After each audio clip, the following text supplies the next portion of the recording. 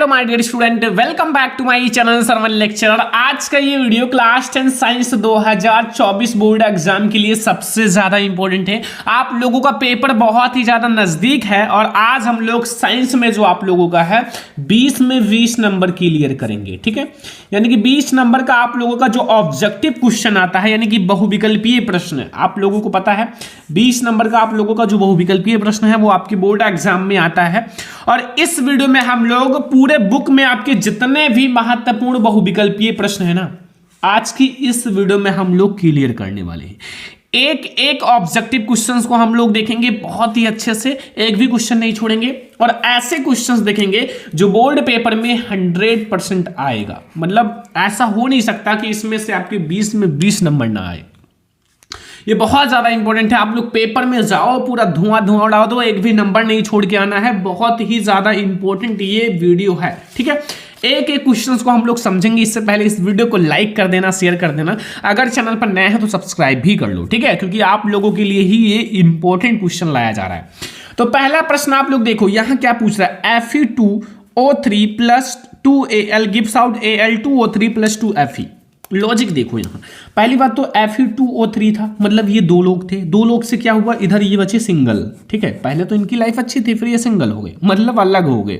अब क्या हुआ ना कि ये L2 जो है ये भैया गए और इनके साथ मिल गए, मतलब इन्होंने इनका जो है टिकट कट कर दिया। तो अब यहां ध्यान से समझो क्या है लॉजिक, कि यहां जो है इसको विस्थापित कर दिया ना, क्योंकि 2Al है जो है Fe2 को विस्थापित कर दिया, स्वयं इसका स्थान ग्रहण कर लिया ना, तो Al2O3 + 2Fe बन गया। तो सभी को पता हो गया होगा कि मैंने नाम में ही बोल दिया कौन सी अभिक्रिया है, संयोजन, वियोजन, विस्थापन या द्विविस्थापन। तो ये हमारा विस्थापन अभिक्रिया है। क्यों? क्योंकि यहाँ जो Fe2 है वो क्या किया, यहाँ Al2 यानी कि 2Al जो है वो Fa2 को विस्थापित कर दिया। ठीक है, बस। नेक्स्ट क्वेश्चन है, दूसरा क्वेश्चन, श्याम श्वेत फोटोग्राफी में प्रयुक्त होते ही हैं। जो श्याम श्वेत फोटोग्राफी उसमें क्या प्रयुक्त होता है, मतलब किसका उपयोग किया जाता है, AgCl, PbNO3 का, FeSO4 का या CaCO3 का। तो श्याम श्वेत फोटोग्राफी में किसका प्रयोग किया जाता है, श्याम श्वेत फोटोग्राफी में हम लोग AgCl का प्रयोग करते हैं। किसका, AgCl का प्रयोग करते हैं। ऑप्शन नंबर ए हमारा बिल्कुल सही है। तीसरा क्वेश्चन है, अम्लीय विलयन की पीएच वैल्यू होता है। जो अम्लीय विलयन होता है उसका पीएच मान क्या होता है, यानी कि पीएच वैल्यू आप लोगों ने नाम सुना होगा पीएच का। पीएच जो होता है उसमें हम अम्लीय विलयन, क्षारीय विलयन और बहुत सारे का हम लोग पीएच वैल्यू जानते हैं। 0 होता है, 7 होता है, 7 से कम या 7 से अधिक। तो सभी को पता है जो हमारा अम्लीय विलयन होता है उसकी जो पीएच वैल्यू होती है वो 7 से कम होता है। एक पीएच स्केल होता है, पीएच स्केल, और इसमें क्या होता है ना कि यहाँ आप लोगों का 0 होता है और यहाँ आपका नहीं, हाँ यहाँ आपका 0 होता है, ये आपका 7 होगा, ये आपका 14 होगा। अब जो 0 से 7 के बीच में होगा वो अम्लीय होगा और 7 से 14 के बीच में होगा जो क्षारीय होगा। अब देखो ये जो 7 होगा वो उदासीन होगा। अब ये जो 7 से कम है वो अम्लीय है, 7 से अधिक है वो क्षारीय है। तो 7 से कम जो होगा वो अम्लीय होगा और अधिक जो होगा वो क्षारीय होगा, और जो 7 होगा ना वो उदासीन होगा। ठीक है, समझ में आया। क्वेश्चन नंबर 4, कोई विलयन लाल लिटमस पत्र को नीला कर देता है तो इसका पीएच मान क्या होगा। कोई विलयन है जो लाल लिटमस पत्र को नीला कर देता है तो उसका पीएच वैल्यू क्या होगा, 1 होगा, 4 होगा, 5 होगा या 10 होगा। देखो ध्यान रखना कि लाल लिटमस पत्र को जो नीला कर देता है वो हमारा क्या होता है, वो हमारा क्षारीय होता है। ठीक है, जो नीला को लाल कर दे वो अम्लीय, लेकिन जो हमारा लाल को नीला कर दे वो क्षारीय। तो 1 जो होगा वो तो बहुत ज़्यादा अम्लीय है, 4 भी अम्लीय है, 5 भी अम्लीय ही है, बट 10 जो है वो 7 से अधिक है, इसलिए क्षारीय होगा। ठीक है, बस। तो ये हमारा क्वेश्चन नंबर 4 है और बहुत ही ज़्यादा इंपॉर्टेंट क्वेश्चन है। तो हम लोग देखते हैं क्वेश्चन नंबर 5 जो बोर्ड एग्जाम के लिए वेरी इंपॉर्टेंट है। जैसे यहाँ आपसे पूछा गया है 5 में कि जो हमारा शुद्ध विलयन होता है या शुद्ध जल का पीएच वैल्यू होता है, ये आपको बताना है कि जो शुद्ध जल होता है उसका पीएच मान क्या होता है। 0 होता है, 1 होता है, 7 होता है, 14 होता है। तो जो हमारा शुद्ध जल होगा बिल्कुल शुद्ध, उसकी जो पीएच वैल्यू होगी वो 7 होगा, क्योंकि 7 जो होता है वो उदासीन होता है, ना तो खट्टा होता है ना मीठा होता है, इसका कोई स्वाद ही नहीं होता है, स्वादहीन होता है। तो हमारा पानी क्या है, स्वादहीन है। ठीक है, क्वेश्चन नंबर 6 है कि निम्नलिखित में से अम्लीय लवण है, कौन सा है जो अम्लीय लवण है, NaCl, NaHSO4 and Na2SO4 and KCl। तो हमारा जो अम्लीय लवण है इसमें हमारा हाइड्रोजन आयन है, इसलिए हमारा अम्लीय लवण है। क्या है, एक अम्लीय लवण है। ठीक है, तो क्वेश्चन नंबर 6 तक आपको समझ में आ गया, हर एक क्वेश्चन अच्छे से समझ में आ रहा होगा। क्वेश्चन नंबर 7 देखो, जो पेयजल है, जो पीने वाला जल है, पेयजल, पेयजल का मतलब क्या होता है, पीने वाला जल को जीवाणु रहित करने में प्रयोग किया जाता है। अगर जो पीने वाला जल है, अगर उसमें जीवाणु हो जाए तो जीवाणु को हटाने के लिए हम किसका प्रयोग करेंगे ताकि हम उसको पी सकें? CaO Cl2 का, एंड फिटकरी का, बेकिंग सोडा या धावन सोडा। तो हम लोग किसका प्रयोग करेंगे? CaO Cl2 का, मतलब CaO Cl2 कैल्शियम ऑक्सीक्लोराइड का। ठीक है, तो हमारा हो चुका है 7 क्वेश्चन और आप लोगों को एक एक क्वेश्चन समझना है, पूरे बुक के क्वेश्चन से, इसलिए थोड़ा सा आप लोग ध्यान से समझना, एक एक क्वेश्चन को नोट कर लेना, नोट्स बना लेना। धावन सोडा, धावन सोडा का रासायनिक नाम क्या होता है? धावन सोडे का रासायनिक नाम आपको बताना है, सोडियम क्लोराइड या सोडियम कार्बोनेट, सोडियम बाइकार्बोनेट या बेकिंग सोडा। तो धावन सोडे का जो हमारा रासायनिक नाम होता है वो सोडियम कार्बोनेट होता है। क्या होता है? Sodium carbonate. ठीक है, अगला एक विलयन है, एक विलयन में अगर हम हाइड्रोजन आयनों की सांद्रता देखें तो हमारा 10 की घात -9 EM है, यानी कि मिलियन है। इस विलयन की पीएच वैल्यू होगी 10 की घात 9 है ना, तो ये 9 जो है वो पीएच वैल्यू हो गई, 9 जो है वो पीएच वैल्यू हो जाएगी, क्योंकि ये जो है नीचे से ऊपर जाएगा और प्लस में हो जाएगा, तो ये 9 हमारा हो जाएगा। ठीक है, तो 9 नंबर क्वेश्चन तक आपको एक एक क्वेश्चन अच्छे से समझ में आ गया होगा। 9 में अगर आप 9 क्वेश्चन समझ में आ गया तो अच्छी बात है, नहीं आया वीडियो को दोबारा देख लो, एक एक क्वेश्चन समझ में आना चाहिए। क्वेश्चन नंबर 10 पे आ जाओ my dear student. Question number 10 में पूछ रहा है कि एंटीमनी क्या है। एंटीमनी जो है वो क्या है? जैसे आप लोगों ने धातु, आधातु, उपधातु, मिश्र धातु सभी के बारे में पढ़ा है। अगर पूछे एंटीमनी क्या है तो क्या बताओगे? धातु है या उपधातु, या फिर हमारा मिश्र धातु, ये आधातु, मतलब धातु है, आधातु या उपधातु या मिश्र धातु। तो एंटीमनी, एंटीमनी हमारा क्या है? एंटीमनी जो है वो एक उपधातु है। क्या है? एक उपधातु है। ठीक है, याद रखना। क्वेश्चन नंबर हमारा 10 तक हो चुका है। 11 नंबर क्वेश्चन है, निम्नलिखित में से कौन सा धातु साधारण ताप पर जल से अभिक्रिया करती है? कौन सा ऐसा धातु है जो साधारण ताप, मतलब ताप जो है बिल्कुल साधारण हो, ठीक है, सिंपल ताप, ठीक है, टेम्परेचर, तो उस पर हमारी अभिक्रिया कर लेती है? कापर है या मैग्नीशियम, जस्ता है या आयरन, लोहा या सोडियम या और हमारा कैल्शियम। तो यहाँ जो सोडियम और कैल्शियम है ये सही है। ठीक है, ये बहुत ज़्यादा क्रियाशील है और ये हमारा साधारण ताप पर अभिक्रिया कर लेती है जल से, क्योंकि ये बहुत ज़्यादा क्रियाशील है। अगला, निम्न में से कौन सी धातु अम्ल में से हाइड्रोजन विस्थापित नहीं करती? देखो, अम्ल में से हाइड्रोजन का एक फंडा है छोटा सा जो आपको पता होना चाहिए। देखो, एक आप लोगों को सक्रियता श्रेणी पढ़ाया गया होगा जिसमें हाइड्रोजन बीच में होता है, कुछ नीचे होते हैं, कुछ ऊपर धातु या तत्व होते हैं। ठीक है, धातु होते हैं। अब क्या है ना कि जो नीचे वाले हैं, जो हाइड्रोजन से नीचे हैं, वो अम्ल में से हाइड्रोजन विस्थापित नहीं कर पाएंगे। जो ऊपर है वो कर लेंगे, क्योंकि ये ऊपर हैं ऑलरेडी, तो उनसे ज़्यादा अमीर हैं, और जो नीचे हैं वो गरीब हैं। अब गरीब थोड़ी कर पाएगा, आपको हटा थोड़ी पाएगा, तो Fe जो है वो कर लेगा, Zn भी कर लेगा, Mg भी कर लेगा। हमें ये बताना है जो नहीं कर पाएगा, तो हमारा जो है Cu जो है वो अम्ल में से हाइड्रोजन विस्थापित नहीं कर पाएगा। रीजन ये है कि ये हाइड्रोजन के नीचे है और ये कम अभिक्रियाशील है, हाइड्रोजन से कम अभिक्रियाशील है। 13 नंबर क्वेश्चन है, निम्नलिखित में से कौन सी धातु अम्ल में से हाइड्रोजन विस्थापित करेंगी? तो Mg, Zn, Pt and Cu, Hg। देखो ध्यान से समझना, सक्रियता श्रेणी तैयार कर लो, पढ़ाया गया है। तो यहाँ Mg जो है और Zn जो है ये कर देगा, क्योंकि ये जो है हाइड्रोजन के ऊपर है और ये जो है ये सब नीचे हैं। Cu भी नीचे है, Hg भी नीचे है, Pt भी नीचे है, और जो हमारा Mg है और Zn है ये जो है ये हाइड्रोजन से ऊपर है, इसलिए ये अम्ल में से हाइड्रोजन विस्थापित कर देगा। ठीक है, 13 नंबर क्वेश्चन समझ में आ गया। अब हम लोग देखते हैं 14 नंबर क्वेश्चन। 14 नंबर क्वेश्चन समझो यहाँ ध्यान से कि निम्नलिखित युग्मों में से कौन सा युग्म प्रतिस्थापनीय अभिक्रिया है? मतलब कौन सा ऐसा जोड़ा है जो प्रतिस्थापनीय अभिक्रिया है? पहला, ए सोडियम क्लोराइड विलयन एवं कॉपर धातु, सोडियम क्लोराइड एवं कॉपर धातु, या फिर हमारा मैग्नीशियम क्लोराइड विलयन या एल्यूमिनियम धातु, या फेरस सल्फेट विलयन एवं सिल्वर धातु, या सिल्वर नाइट्रेट विलयन एवं हमारा कॉपर धातु। देखो यहाँ सिल्वर नाइट्रेट आ गया ना, अब यहाँ जो सिल्वर है वो कॉपर को विस्थापित कर देगा, सही है, और इसीलिए हमारा जो ये है एक प्रतिस्थापनीय अभिक्रिया है। ठीक है, तो ये हमारा हो गया क्वेश्चन नंबर 14 तक। 15 नंबर क्वेश्चन, ब्यूटेनोन में क्रियात्मक समूह है। ब्यूटेनोन, ब्यूटेनोन में कौन सा समूह है? कीटोन, और कीटोन समूह का जो होता है वो CO होता है, CO। तो देखो यहाँ CHO है, यहाँ OH है, ये भी नहीं है, यहाँ COOH है, ये हमारा सही CO, ये वाला। ठीक है, दो देखो 4 होने चाहिए कार्बन के, तो 2 तो हाइड्रोजन हमारा साथ, सॉरी ऑक्सीजन साथ में जुड़ गया, 2 HH जोड़ दो, हो गया।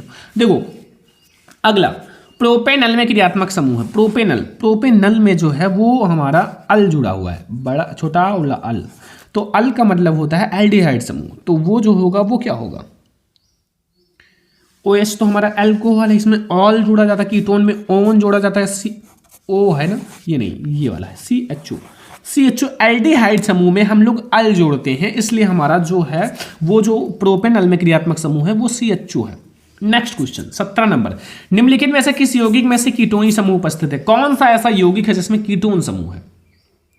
सारे एक जैसे लग रहे होंगे आपको, क्योंकि ये एक जैसे ही दिख भी रहे हैं। देखो सबसे पहले ध्यान से, ये हमारा A वाला है कि नहीं, ये हमारा CO है ना, यानी कि H फिर हमारा single bond C double bond O, तो ये हमारा क्या लिखा हुआ है, ये हमारा CO नहीं CHO है, ये नहीं है, ठीक है,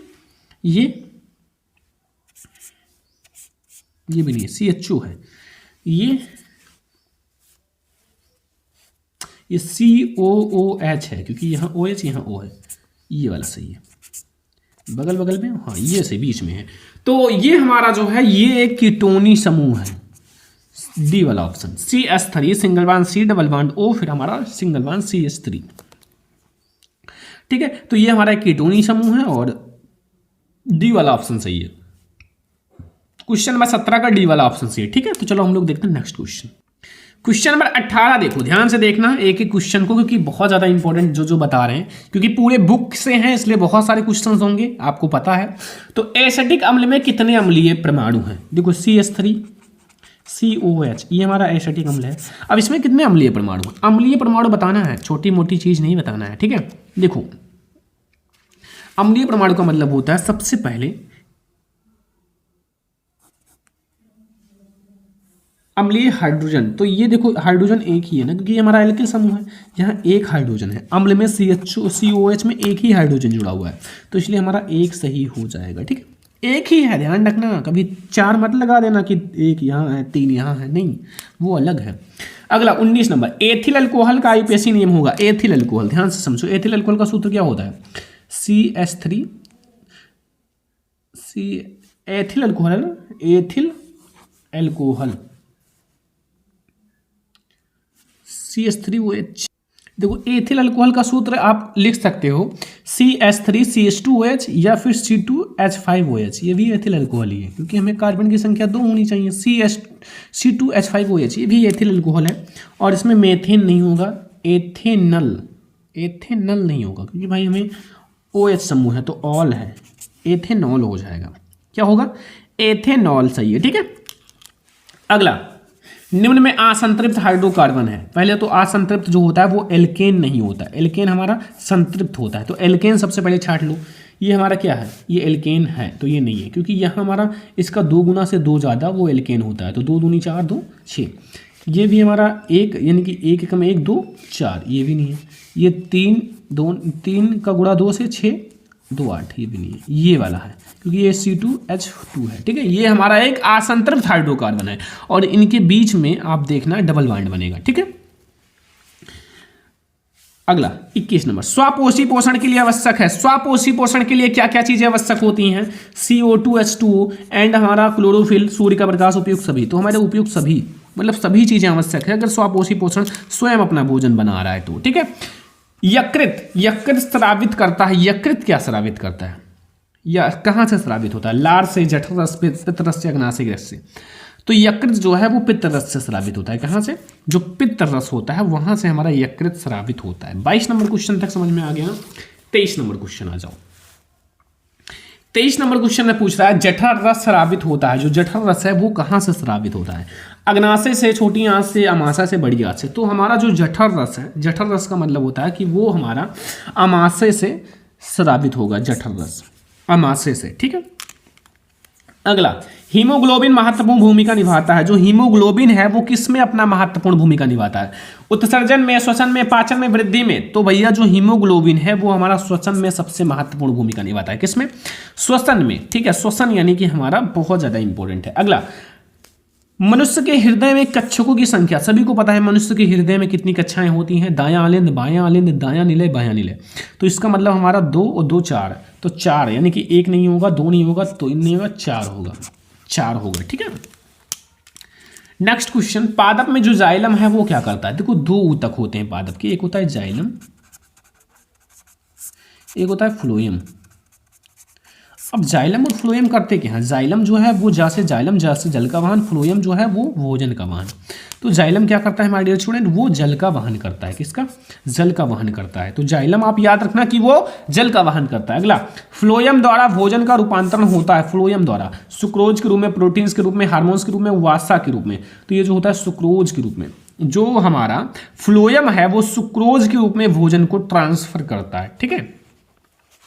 27 नंबर क्वेश्चन तक समझ में आ गया ना? कोई दिक्कत, कोई कंफ्यूजन नहीं होगा। 28 नंबर क्वेश्चन देखो, यहां मनुष्य के जो वृक्क है, वृक्क एक तंत्र का भाग है जो संबंधित है। मनुष्य में जो वृक्क होता है, आप लोगों ने देखा ना, किडनी जो 2 पाया जाता है, यानी कि एक जोड़ी। अब ये किससे संबंधित है? पोषण से पढ़े हो? श्वसन से नहीं, उत्सर्जन से, हाँ, परिवहन से नहीं, क्योंकि जो उत्सर्जी अंग है वो सबसे मेन वृक्क है।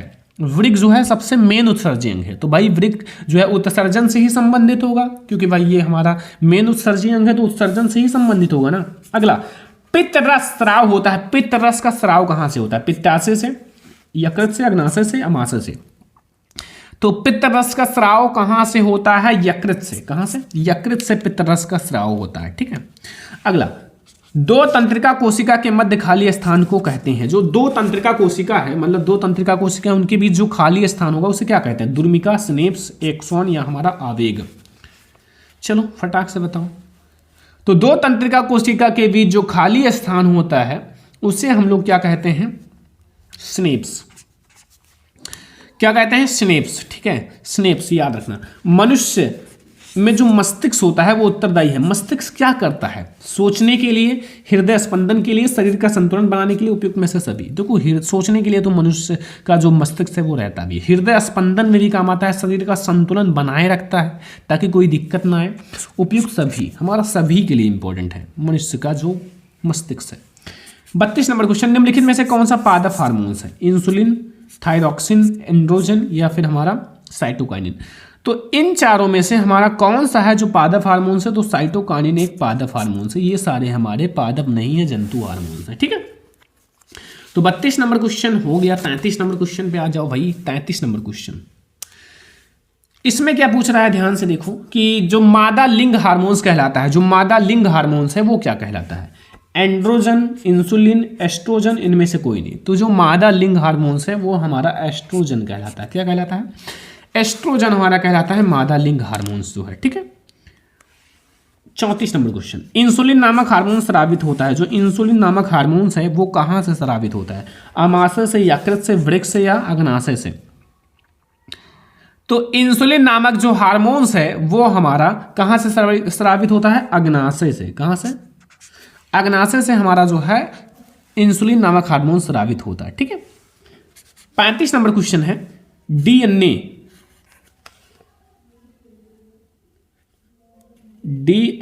ठीक है, यही तो है डीएनए। ठीक है। डीएनए में जो ये तंतु है ना, मतलब ये जो तंतु हैं ऐसे ये किससे जुड़े रहते हैं? एक दूसरे से कैसे जुड़े रहते हैं? ये सब कैसे जुड़े रहते हैं? हाइड्रोजन बंध द्वारा, पेप्टाइड बंध द्वारा, पेप्टाइड बंध द्वारा या फिर हमारा सहसंयोजी बंध द्वारा।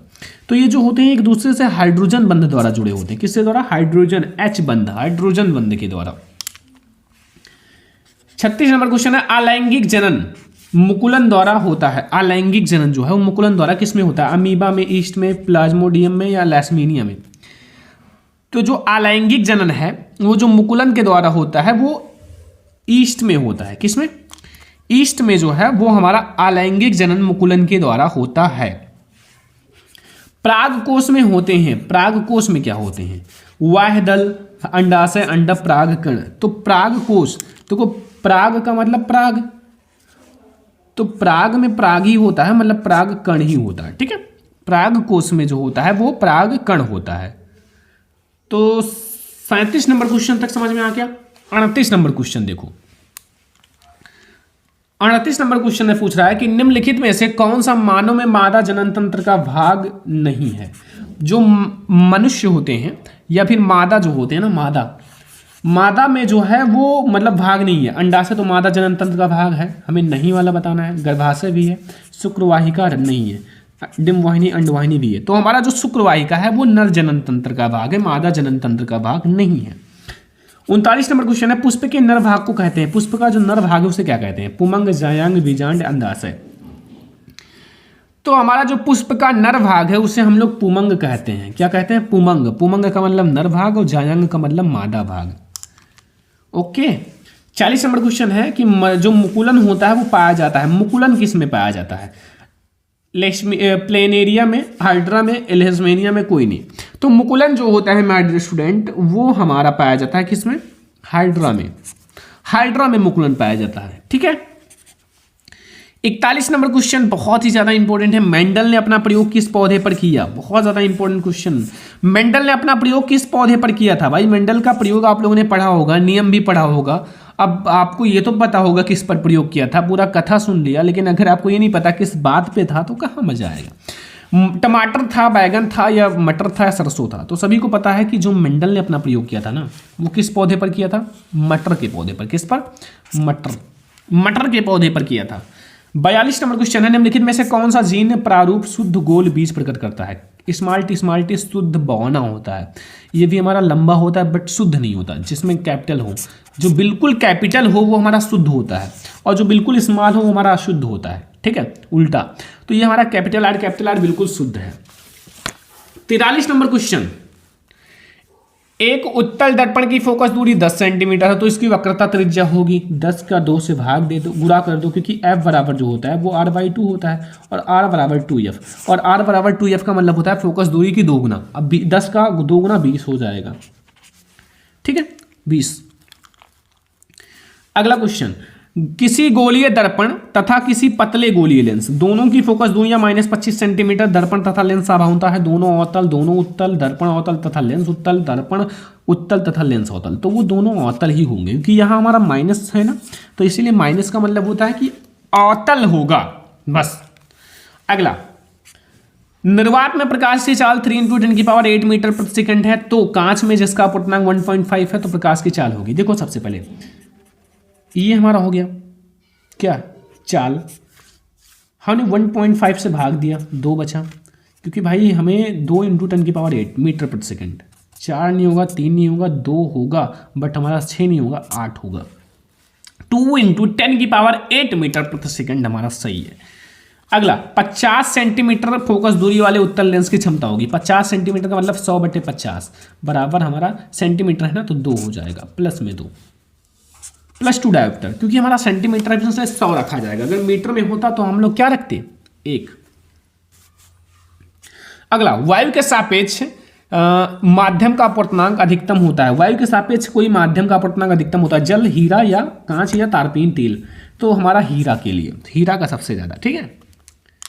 अगला, मानव नेत्र द्वारा किसी वस्तु का प्रतिबिंब बनता है। मानव नेत्र द्वारा किसी वस्तु का प्रतिबिंब कार्निया पर, आइरिस पर, पुतली पर, रेटिना पर। तो रेटिना पर बनता है, सभी को पता है। मानव नेत्र द्वारा किसी वस्तु का जो प्रतिबिंब है वो रेटिना पर बनता है। ठीक है। 49 नंबर क्वेश्चन, और बहुत ही ज्यादा इंपॉर्टेंट है आपके बोर्ड एग्जाम के लिए। किसी चालक में विद्युत धारा का प्रवाह होता है, इलेक्ट्रॉन द्वारा, प्रोटॉन द्वारा, न्यूट्रॉन द्वारा, इसमें से कोई नहीं। तो भैया कोई भी चालक है, कोई भी कंडक्टर है, उसमें अगर धारा का प्रवाह करना है तो वो इलेक्ट्रॉनों के द्वारा होगा। किसके द्वारा? इलेक्ट्रॉनों के द्वारा। 50 नंबर क्वेश्चन, 1 किलोवाट घंटा में जूल की संख्या। 1 किलोवाट घंटा में कितने जूल होते हैं? 3 × 10⁻³ एंड 3.6 × 10⁻3, 3.6 × 10⁻4 एंड 3.6 × 10⁻6। 3.6 × 10⁻6 याद रखना, हो जाएगा। तो ये हमारा है क्वेश्चन नंबर 50। 51, एक अश्वशक्ति बराबर होता है 726 वाट, 736 वाट, 3.6 × 10⁵ वाट, 746 वाट। सही है, 746 वाट होता है। एक अश्वशक्ति बराबर जो होता है वो 746 वाट होता है। प्रतिरोध का मात्रक ओम मीटर प्रति ओम होता है। प्रतिरोध का मात्रक सभी को पता है भैया, ओम होता है, और सभी को पता होगा कि बहुत इंपॉर्टेंट क्वेश्चन है। 53 नंबर क्वेश्चन, विद्युत शक्ति P का सही सूत्र है P बराबर आई आर स्क्वायर। ठीक है, P बराबर I square R, sorry I square R होगा। Next question, last question 54 number, विद्युत धारा का इकाई है वाट, किलोवाट, किलोवाट घंटा, किलोवाट प्रति घंटा, तो ये वाला होगा किलोवाट घंटा। तो देखो हम लोगों ने 54 क्वेश्चन देखा है बोर्ड एग्जाम के लिए बहुत ज्यादा इंपॉर्टेंट, जो है क्लास 10 साइंस का। साइंस के ये ऑब्जेक्टिव क्वेश्चन है, आपको तैयार कर लेने हैं, क्योंकि ये बोर्ड एग्जाम के लिए सबसे ज्यादा इंपॉर्टेंट ऑब्जेक्टिव क्वेश्चन है। आपको 20 में 20 नंबर फिक्स कराएगा। ठीक है, तो इस वीडियो को ज्यादा से ज्यादा लाइक कर देना, शेयर कर देना, अगर चैनल पर नया तो सब्सक्राइब भी कर देना। अगर आपको ऐसे ही और सब्जेक्ट की ऑब्जेक्टिव में वीडियो चाहिए 20 में 20 नंबर, तो कमेंट कर देना। तो चलो हम लोग मिलते हैं नेक्स्ट इंपॉर्टेंट वीडियो में, तब तक के लिए जय हिंद।